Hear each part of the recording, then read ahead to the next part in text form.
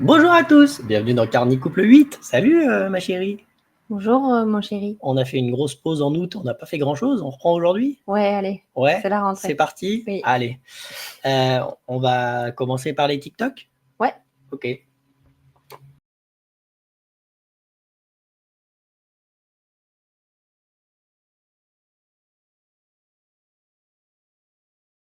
Alors, qu'est-ce que t'en penses? Bien si on voit la différence. Au niveau de la couleur de la merguez. Pardon, vegaise. Végétal chipois. Oui, mais en plus... Ah ouais, le chipois, j'avais pas vu. Ouais, Alors, ils ont beaucoup d'humour en même temps, hein, je trouve. oui, C'est du plagiat, le mais... végaise et la chipois. Quelle bonne idée. Ouais. Et donc, à ton avis, est-ce que la version de viande avec du porc est plus cruelle que cette version-là?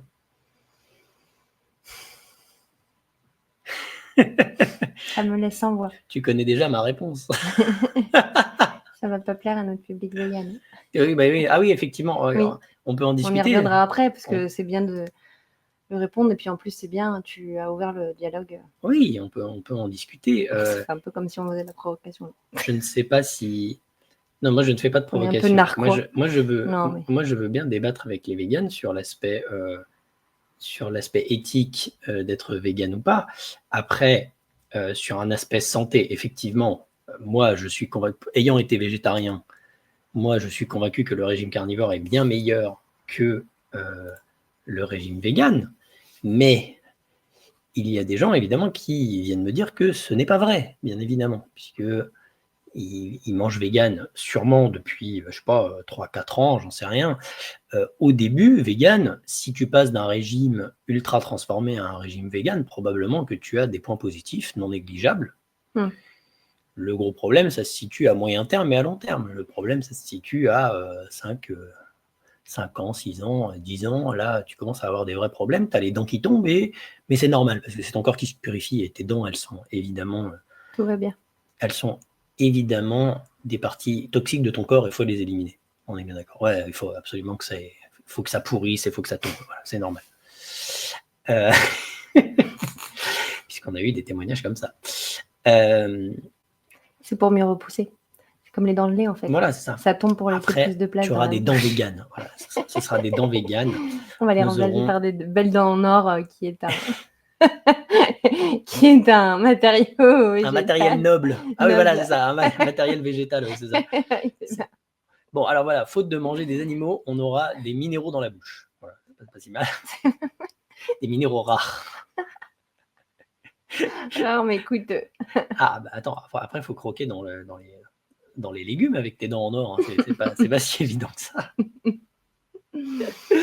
Non, mais bon, tout ça pour dire que oui, parce que évidemment, les gens, il y a une personne dans mes commentaires qui m'a dit qu'elle n'était pas contente que je sois virulent envers les véganes, et c'est évidemment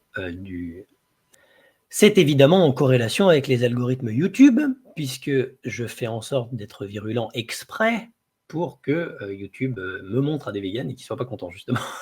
Et comme ça, je gagne en vues et en followers. Bon, ça n'a pas marché massivement jusque-là, mais je sais que ça va... Un jour, il y aura sûrement une vidéo qui va exploser parce que je ne vais pas être content face aux véganes et je vais dire qu'ils sont cons.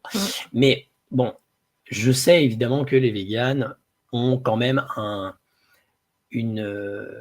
mode de vie qu'ils choisissent pour la santé, de leur point de vue, et ou pour, évidemment, la souffrance animale.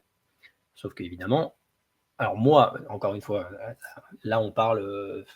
bon, moi, scientifiquement, je pense qu'objectivement, le régime carnivore est meilleur pour la santé que le régime vegan, mais certaines personnes ne pensent pas que c'est le cas. Donc, ils pensent qu'il faut les juger sur juste l'intention de bien-être qu'ils engendrent en faisant un régime vegan.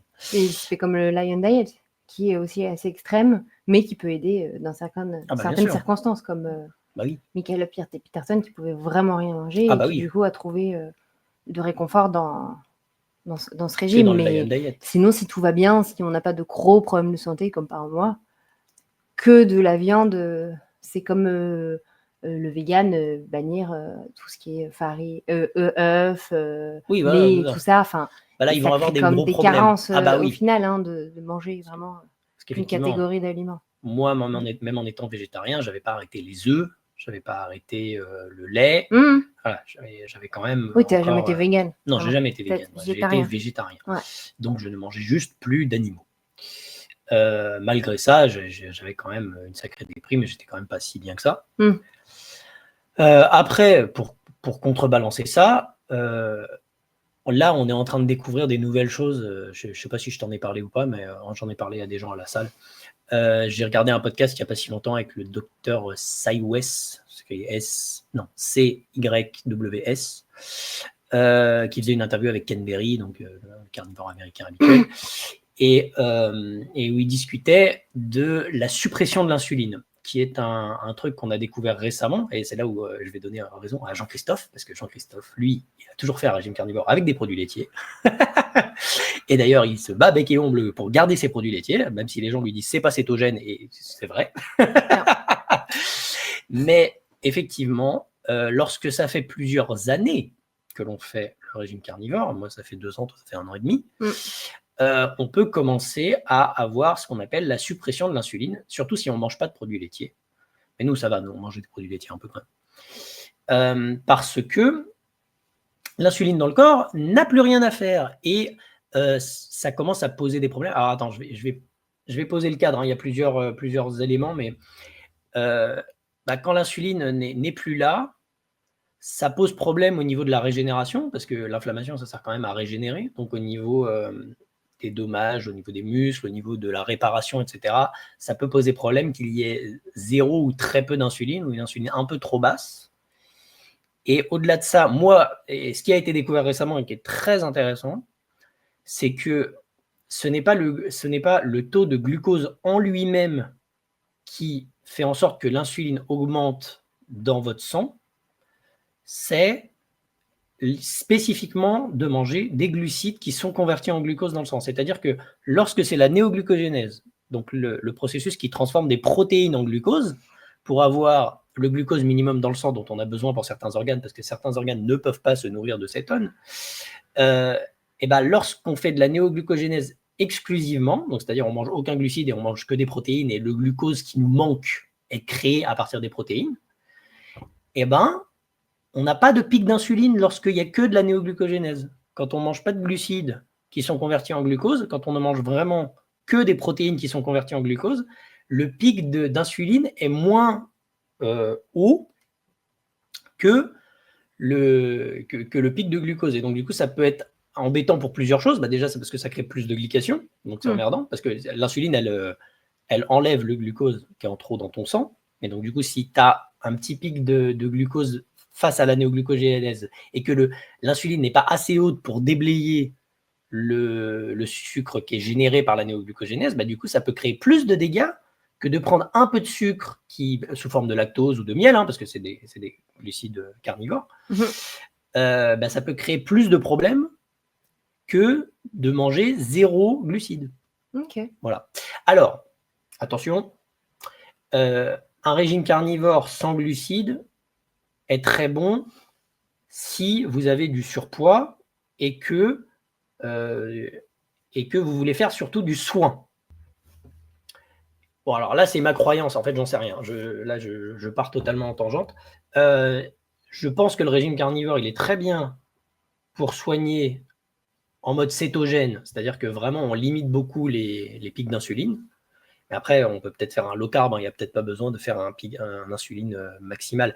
Mais de toute façon, les gens qui se mettent au cétogène, ils continuent à manger un peu de glucides quand même. Ils ont un minimum. Voilà, ils font pas un carnivore. Moins de 25 grammes par jour. Ouais, c'est ça. Mais ils en ont quand même. C'est ça, ils font pas un carnivore ultra strict. Oui, c'est ça. On essaye, en tout cas, les glucides les moins inflammatoires qu'on puisse.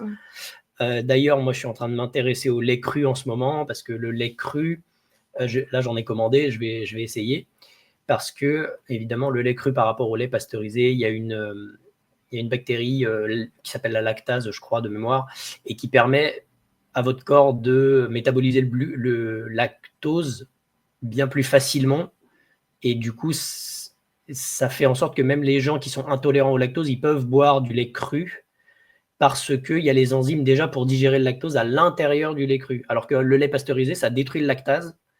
Et du coup, on a du lactose qui peut être difficilement converti en glucose et qui crée plus de dégâts parce que on n'a pas l'enzyme spéciale pour faire en sorte qu'elle soit moins agressive.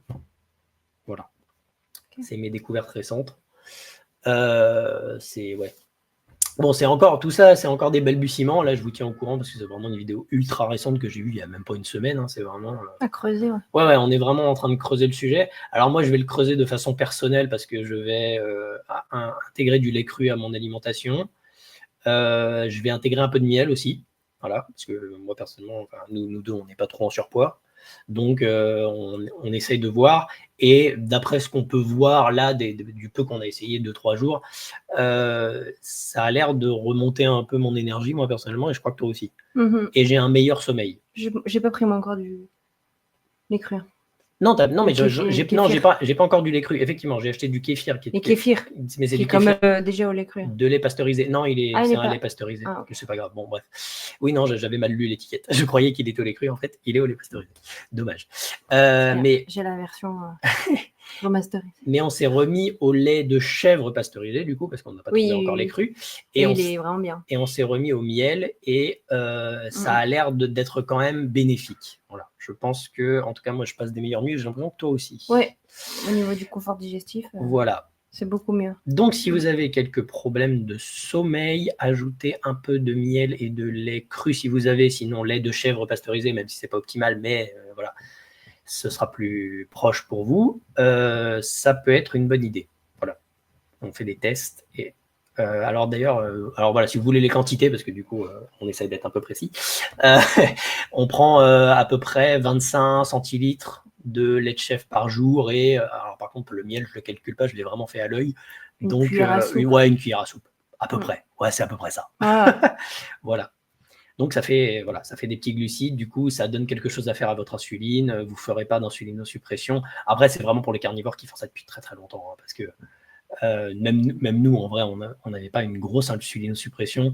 Moi, je mangeais du chocolat à 90% régulièrement. Donc, j'avais quand même donné quelque chose à faire à mon insuline. Faut pas déconner non plus. Je ne suis pas ultra strict comme certains carnivores américains que je regarde, qui eux sont très, très stricts sur le céto-carnivore. C'est vraiment le céto-carnivore spécifiquement. Parce qu'en fait, carnivore, on peut dire que le lait et le miel, c'est carnivore, mais c'est pas céto-carnivore parce que c'est plein de glucides. Ouais, c'est ça. Et il y a des gens qui font vraiment purement céto-carnivore, c'est-à-dire vraiment viande, beurre, œuf. Et là, il n'y a quasiment pas de glucides. Et moi, je l'ai fait pendant un certain temps, hein, donc c'est faisable. Et on survit totalement là-dessus. Mais ça peut amener des problèmes à moyen ou long terme. Il faut que ce soit sur une petite durée. Voilà, c'est ça. Mais je pense que ça peut contribuer aux soins. Et je suis en train de me faire la réflexion aussi que là où j'avais le plus d'énergie, c'est quand j'ai commencé le régime carni, c'est-à-dire vraiment... de 1 mois et demi à 3 mois, là, j'étais à fond. Ça bien de la chance. Et oui, toi, les problèmes digestifs, ils n'ont pas été réglés immédiatement, mais moi, oui, j'ai eu beaucoup d'énergie au début, et je pense que c'est parce que j'avais quand même une réserve de glycogène, j'avais une réserve quand même de sucre qui se combinait bien avec la viande. Donc, probablement, rajouter quelques glucides n'est peut-être pas une mauvaise idée. On va tester, on vous fera les retours, bien évidemment. Voilà. Sur ce, on va revenir au débat des saucisses végétales, parce qu'on a complètement divergé là. Oui. Mais évidemment que les saucisses végétales, elles font en moyenne plus de morts que juste le cochon. Alors après, c'est vrai que le cochon, c'est plus petit que la vache, donc ça doit faire... On va dire, disons que ça fait pareil au niveau souffrance. Voilà. C'est-à-dire que vraiment, ça tue au moins une bête de tous les trucs qui sont récoltés pour faire la chipolata végétale. Donc en vrai, oui, et puis, en vrai, c'est pas moins cruel. Le porc, on sait que ça va pas non plus les intestins d'une vache, et vu que c'est nourri au maïs et tout ça, ah oui, non, mais bien sûr. Élimine pas forcément très bien les... Ah, bien sûr que les saucisses de porc... Alors, donc le porc, en règle générale, c'est mieux de le consommer de façon modérée, hein, de toute façon... Évidemment que le porc, c'est plus dangereux que le bœuf, je mange bien évidemment. Du jambon torchon, hein, tout ce qui est saucisson. Même genre mon torchon, hein, c'est pas... Ouais, mais bon, par rapport au jambon de Parme, autres et tout ça, enfin... Non, en tout cas, moi, ça veut dire que si tu manges le torchon, tu manges les nitrites avec, donc c'est pire. Mais c'est sans nitrite. Hein. Ah bon, bah ça va alors. Oui. Mais oui, c'est pas optimal. Clairement, le porc, c'est pas optimal, bien sûr. Non. Le problème, c'est le problème des animaux mono, j'ai pas le mot, mais qui ont un seul intestin, qui ont un seul estomac. Et oui, je sais plus, je rechercherai le mot. Alors que la vache en a 3, et donc évidemment, avec 3 estomacs, on fait beaucoup plus de lavage des nutriments que l'on mange dans les végétaux pour atterrir dans la viande et probablement, alors après là je sais pas, et probablement que au niveau des antibiotiques et autres trucs qu'on leur injecte, vu que c'est des plus gros animaux, je présume que potentiellement ce sera plus dilué et moins délétère si on mange du bœuf. Voilà, de toute façon, les animaux à 3 estomacs, c'est évidemment optimal. C'est ceux où on est le sûr qu'il y a... il y a plus de nutriments et moins de déchets. Quoi. Voilà, il y a probablement moins de merde et il y a probablement plus de nutriments. Il y a probablement aussi moins de danger. Parce que la nourriture est plus digérée et plus transformée par l'estomac de l'animal. Et donc, on ne se retrouve pas avec des trucs de merde dedans. C'est sûr. Au moins, en tout cas. Oui. C'est pas parfait, rien n'est parfait. Non, rien n'est parfait. Le risque zéro n'existe pas. Voilà, c'est ça. Dans notre monde actuel, si tu veux, le risque zéro, c'est compliqué. Hein. Même nourri à l'herbe à 100%, s'il y a ne serait-ce qu'un vaccin, c'est pas 100%, c'est 99,999. Bon. Donc, ouais, non, c'est pas évident, toutes ces histoires. Mais évidemment que le porc, c'est bien plus dangereux que le bœuf. Voilà. Donc, allez, vidéo suivante.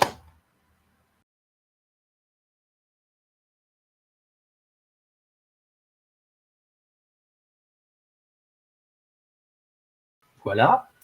Qu'est-ce que tu en penses? Je vais quand même lire le sous-titre, mais c'est « Être vegan, c'est aussi ça chaque jour, 2 points. Une vie animale épargnée ». Bien sûr, évidemment qu'on mange un animal par jour. Hein. Bien évidemment qu'on fait ça. Évidemment. 30 mètres carrés de forêt préservée. Si tu le nourris au grain, c'est vrai. Probablement. Si tu nourris la vache au grain, peut-être. Mais à mon avis, c'est pas 30 mètres carrés de forêt préservée par jour. Bien sûr, évidemment. 2 à 4 kilos de CO2 en moins, je ne sais pas, je n'ai pas fait le calcul, donc je ne dirais pas. Et 4000 litres d'eau économisée par jour, bien évidemment, 4000 litres, bien sûr, évidemment, par jour. Ouais. Bien sûr. Par la forêt préservée. Oh, pardon. Peut-être que ces chiffres, ils sont bons à l'année, à la limite. Ouais, mais à la jour. Mais en tout cas, c'est sûr que c'est pas chaque jour. Ouais.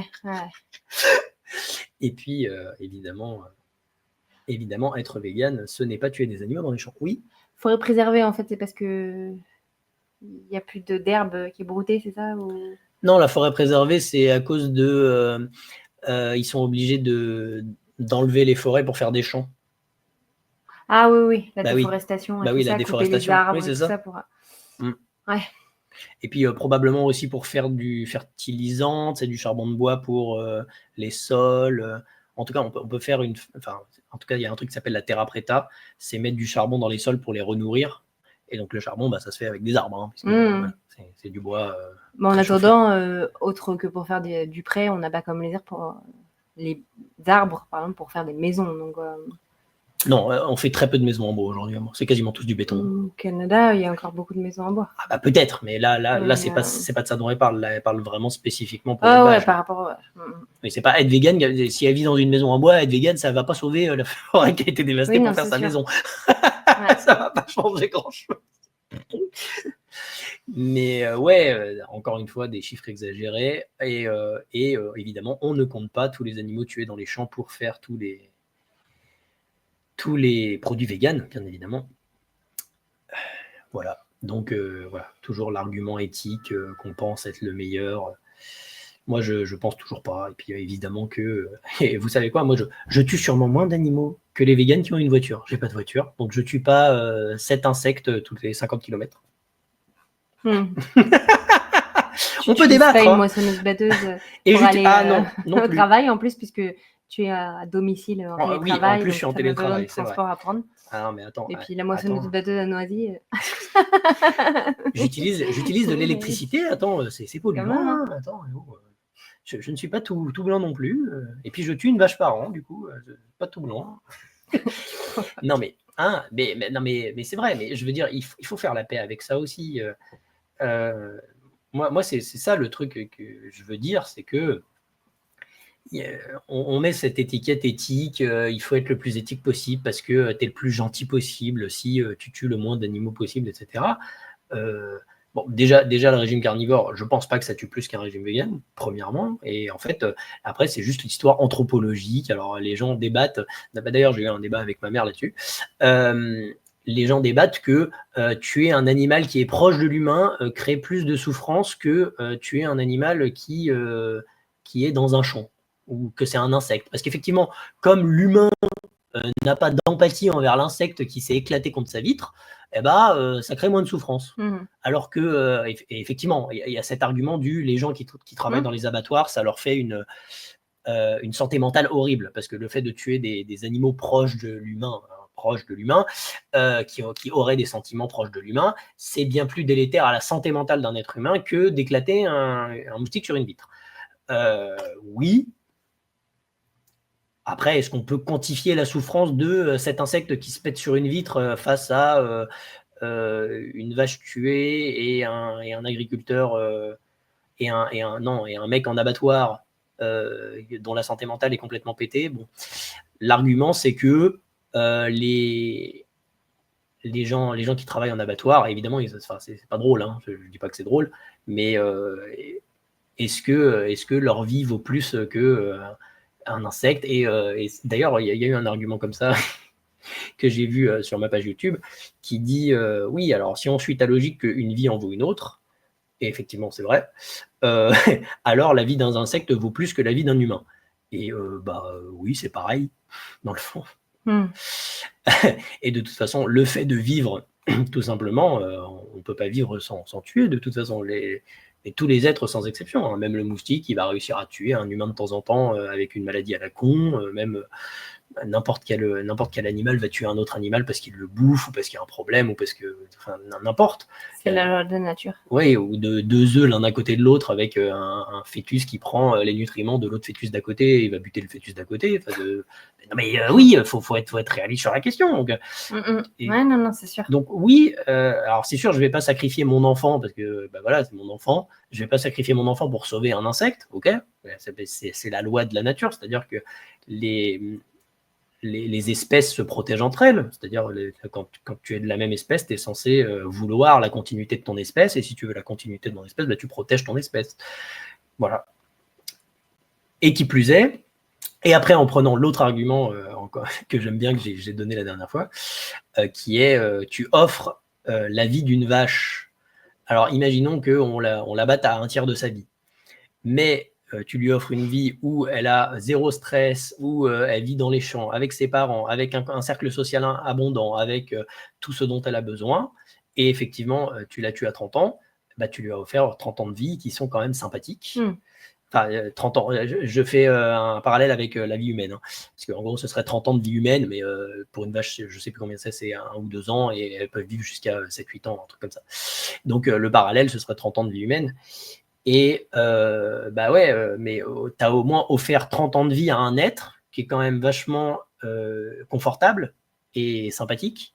Et moi, personnellement, vivre une vie comme ça, sympathique, plutôt que rien, ou plutôt qu'une vie sauvage où je dois survivre tous les jours et me barrer parce qu'il y a tous les prédateurs qui veulent me bouffer, je pense que c'est un peu mieux. Mais c'est mon avis à moi, encore une fois.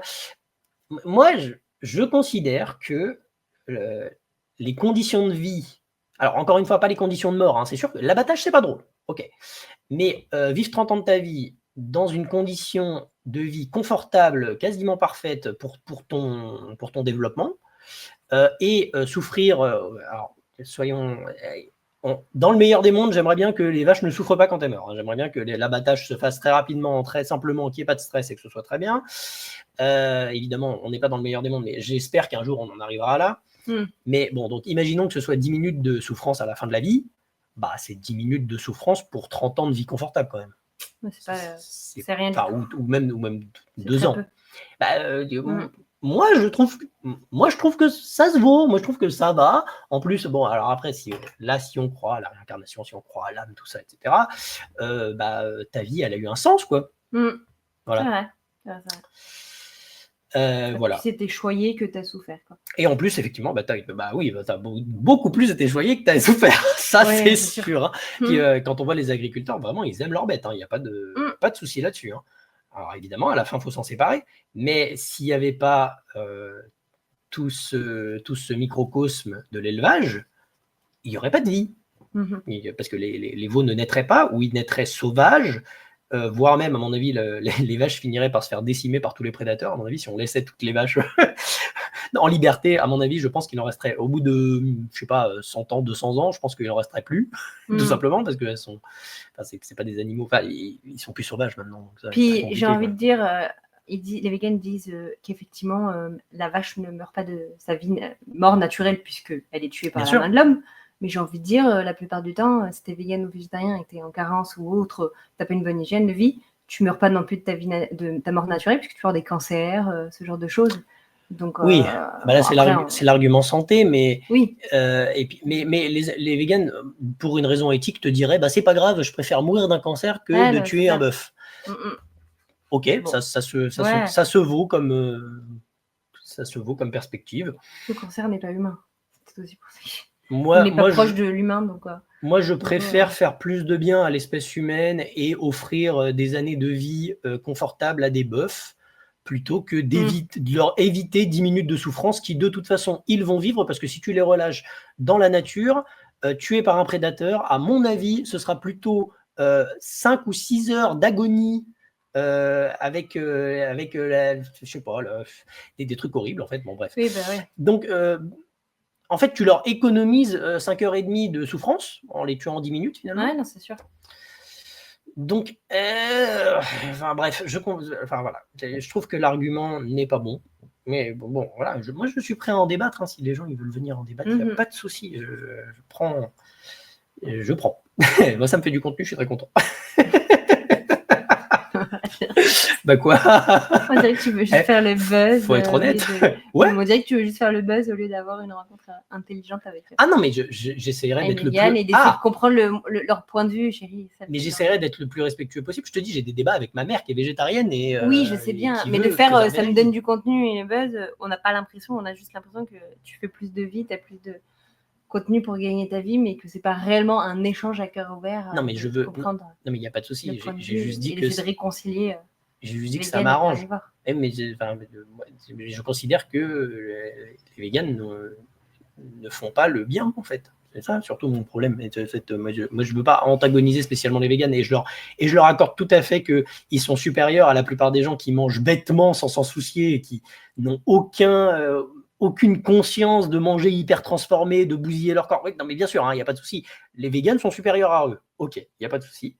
Mais je considère que les carnivores qui ne mangent que du bœuf à l'herbe et du lait, ils font autant, voire moins de souffrance que les véganes. C'est tout ce que j'argumente, moi, c'est tout. Et c'est meilleur pour leur santé. Donc, ça crée moins de souffrance de manière générale. Mais voilà, c'est un débat, ça se débat.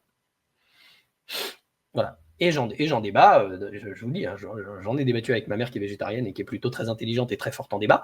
Donc, et d'ailleurs, c'est génial parce que ça me donne du contenu à vous raconter sur la chaîne, parce que derrière, je trouve ça intéressant, moi, d'avoir les arguments, les contre-arguments des végétariens, les contre-arguments de pourquoi je ne mange pas d'animaux.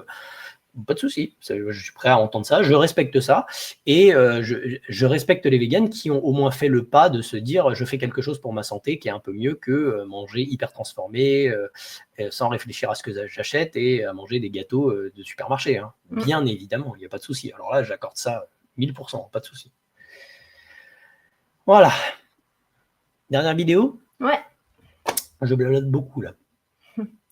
Alors pourquoi tant de véganes parlent de véganisme? Parce que les autres animaux, eux, n'ont pas la parole dans cette société.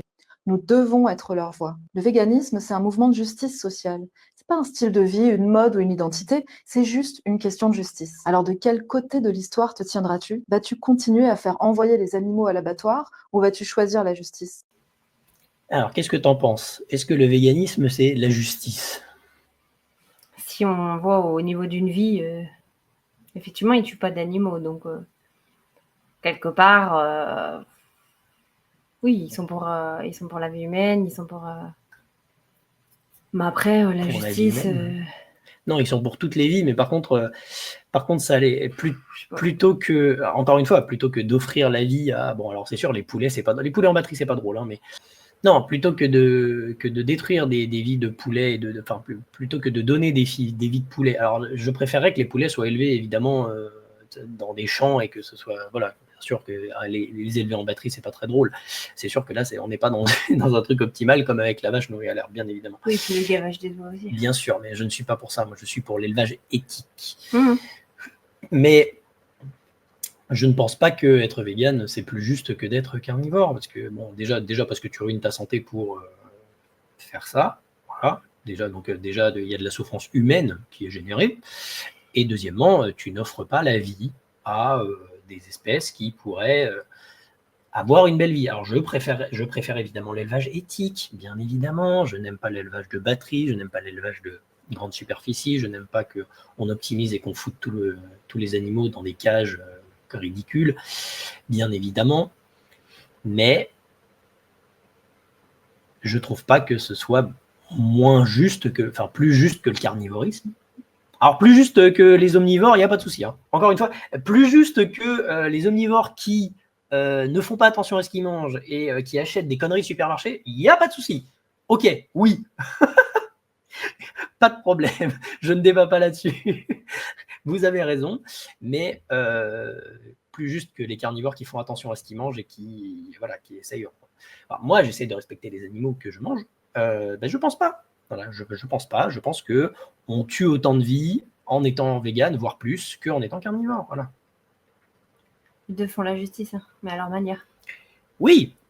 Et puis, moi, j'aimerais me battre pour de l'élevage plus éthique et j'aimerais financer ça. Et je voudrais qu'on fasse en sorte de créer un monde où l'élevage est plus éthique et où tout se passe mieux, quoi. Et je considère qu'offrir une vie de confort à un animal, c'est mieux que de lui offrir une mort, parce que j'aime bien le fameux truc des abattoirs. Donc, oui, alors vous envoyez des animaux à l'abattoir. Oui, encore une fois, je vais reprendre l'argument de tout à l'heure, pour 10 minutes, et en même temps un poulet, c'est même pas 10 minutes, hein, c'est vraiment juste claque, hein, vraiment, donc ça va très très vite de tuer un poulet. Donc vraiment, c'est pour 2 secondes de fin de vie. Tu préfères qu'ils se fassent bouffer par des loups où ils vont les égorger, les étriper, jouer avec leur proie et galérer et souffrir beaucoup plus que juste un petit claque sur le coup. Voilà. Bon, mais ça prône ça. Moi, je ne trouve pas ça juste. Hein. Moi, je dis, si on libère tous les poulets demain qui sont dans les élevages intensifs, ils vont crever d'une manière bien pire qu'à l'abattoir. Voilà. Mais bon. Voilà. Donc moi, je trouve pas ça plus juste. Ça se vaut. Chacun a un point de vue qui se défend. De toute façon, et oui, moi je suis neutre de ce côté-là. Mais de toute façon, je ne ferai pas changer d'avis les végans, il n'y a pas de souci. Moi, je ne fais que prôner la santé humaine. Mon objectif, c'est la santé humaine, et je pense que la santé humaine est plus obtenue du côté du carnivorisme que du côté du véganisme. Voilà. Et je pense, on a eu beaucoup de témoignages qui nous prouvent que c'est le cas. Donc, je prône la santé. J'espère que les véganes, j'espère qu'ils seront en bonne santé. Moi, je suis comme toi, je suis pour faire le moins de mal possible oui, bien évidemment. À l'être vivant et tout ça. Et c'est dans la démarche où tu dis, c'est-à-dire qu'on fait en sorte que l'animal ne souffre pas, et de toute façon, c'est que 10 minutes dans sa vie et tout ça. À la limite, oui, les deux font justice, quoi. Les deux font justice, et que ce soit les véganes ou que ce soit les carnivores, il n'y en a pas un plus qu'un autre qui est mauvais ou qui fait pas justice, quoi. Qui est un tueur. Non, mais bon, déjà, évidemment qu'on ne tue pas par plaisir. Parce que là, qu'est-ce qu'elle entend? Justement, si on décortique. Qu'est-ce qu'elle entend par justice? Justice, Justice, c'est ne pas envoyer des animaux à l'abattoir. Oui, c'est ça. Sauver des vies, quoi. Oui, mais si tu les sauves pas, parce que finalement, elles vont pas naître, ces vies. Parce que si tu fais pas d'élevage, tu fais pas de vie. Sinon, elles vont être tuées autrement. Ou sinon, elles vont être tuées d'une façon horrible par un animal sauvage. Donc, c'est... Ouais, donc non, la question de la justice ne se pose pas.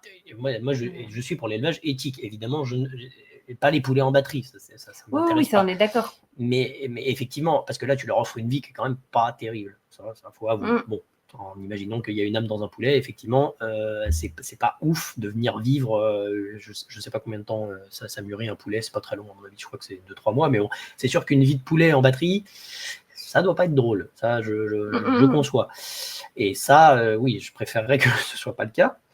Mais par contre, une vie de poulet d'élevage en plein air, ça, c'est quand même une belle vie. Et c'est mieux d'avoir ça que d'avoir rien, que d'avoir pas de vie. Parce que moi, je considère qu'une âme qui vient passer 3 mois ici élevée en tant que poulet dans un terrain d'élevage, c'est quand même une vie sympa. Et ça vaut le coup d'être vécu. C'est vrai. On regarde ta mère qui élève ses poules et tout ça. Tout à fait, bien sûr. Mais les poules de ma mère, elles combattent dans le jardin et tout ça. Et elles sont bien traitées. Donc, oui. Elle prend juste leurs œufs, mais c'est tout. En plus, c'est même pas pour les manger à la fin, c'est juste pour les œufs. C'est très bon pour la santé. Mais oui, non, les poules de ma mère sont très contentes, bien évidemment. Et les poules qui sont en plein air sont très contentes. Il n'y a pas de souci, c'est une belle vie pour elles. Elles sont très contentes qu'on les nourrisse, tranquille avec les trucs du jardin. Et voilà. Est-ce que tu devais aussi répondre à une personne sur Facebook qui te demandait où est-ce que tu te fournis ta viande? Ah oui, si. Effectivement, j'ai eu un commentaire sur YouTube qui me demandait où est-ce qu'on se fournissait en viande. Donc, on se fournit en viande à Carrefour et chez le boucher. Donc, on avoue que ce n'est pas de la vache nourrie à l'herbe. Il y a la ferme de Christophe qui propose de la vache nourrie à l'herbe. Si vous êtes sur Paris, il vient une fois par semaine. Et si vous avez un congélateur suffisamment grand, c'est évidemment très abordable et c'est vraiment très très bien. C'est de la bonne viande de bonne qualité, nourrie à l'herbe, dans le respect et dans la bonne humeur. Et on est allé visiter la ferme d'ailleurs. Oui, et c'était très bien. Voilà. Si tu veux raconter. Bon, on est allé visiter la ferme avec l'éleveur directement qui nous a fait tout un tour de sa ferme, de son pâturage. On a vu les vaches. Quoi d'autre elles avaient l'air plutôt assez heureuses, on les voyait bien qui couraient et tout ça. Enfin, très contentes. Il y avait les petits veaux qui étaient là. Enfin, je veux dire, elles étaient en plein air. Et puis en plus après, du coup. Ça a été directement du coup vendu du producteur. On avait fait un déjeuner. Effectivement. Et puis c'était assez agréable et tout ça. On a fait un repas convivial. On a pu discuter, lui poser les questions qu'on voulait. Et il nous avait présenté le bon souvenir. Pâturage en tournant dynamique, qui est le style de faire avec un certain nombre d'hectares, de diviser le périmètre en je ne sais plus exactement combien, 90 ou 100, une centaine de carrés, et faire en sorte que lorsque les vaches repassent sur les carrés, l'herbe est repoussée, et donc du coup, c'est pour ça que c'est en tournant dynamique, c'est-à-dire qu'à chaque fois qu'elles passent, elles mangent tout, et puis après, on les refait passer, je ne sais pas, 90 jours plus tard, et l'herbe est revenue.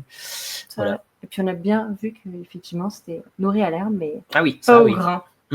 Et effectivement, même en hiver. Il y a une belle traçabilité, on a pu voir de A à Z son activité. On n'a pas juste mangé la viande qu'il avait. Non, il nous a bien présenté tout ce qu'il faisait, c'était hyper intéressant. Ouais. Et j'aimerais que ce soit comme ça partout. Ce serait bien.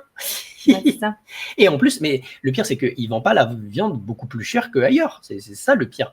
C'est-à-dire que donc c'est même pas une histoire de prix, c'est pas une histoire de surface, c'est rentable. C'est 24 € le kilo, mais ça va. Non, même pas. C'est 18. 18 € le kilo. Ah oui, je n'étais pas sûre. C'était 18 € le kilo et en plus, il fait tous les bouts. Alors après, bon, vu que c'est la vache en entière, du coup, les bouts sont un peu hasardeux, effectivement. Si tu veux un bout précis, ça coûte un peu plus cher. C'est de la même vache. Donc et c'est de la même vache, effectivement. C'est une vache tuée, un animal, ça va. On partage tout l'animal qui a été tué récemment. Et on mange tout. Et du coup, il n'y a pas de gâchis. On ne mange pas que le rumsteak. Et on n'enlève pas le gras comme dans les abattoirs français. Parce qu'on a des réglementations un peu bêtes. Voilà. C'est vrai que le gras, c'est ce qu'il y a de meilleur. Même si ça ne présente pas forcément très bien. Bah, en tout cas, le gras, c'est hyper énergétique, c'est hyper bon pour notre corps, c'est hyper bon. Enfin, le gras de la vache, qu'on n'arrive pas trop à obtenir en France parce qu'il dégraisse tout, c'est hyper bon pour le corps de manière générale, pour les hormones, pour tout. Puis ça fait de l'énergie, ça fait des cétones, ça fait plein de choses. C'est super. Mangez du gras. Et ben voilà. Manger des pommes, toi tu dis. Voilà. Chirac il disait manger des pommes. Toi tu dis manger du gras. Voilà. Manger du gras. Tous les jours. 100 grammes de gras par jour fait qu'on va pas voir le docteur. En fait, j'avais le truc en anglais dans ma tête. C'est je vois an apple a day keeps the doctor away. Bah, c'est John. Voilà. Bon, et ben en fait, j'ai essayé de la traduire en français, mais ça marche moins bien. Voilà. Bon, on s'arrête là. Ouais. Et ben voilà. Et ben bonne journée à tous. À la prochaine.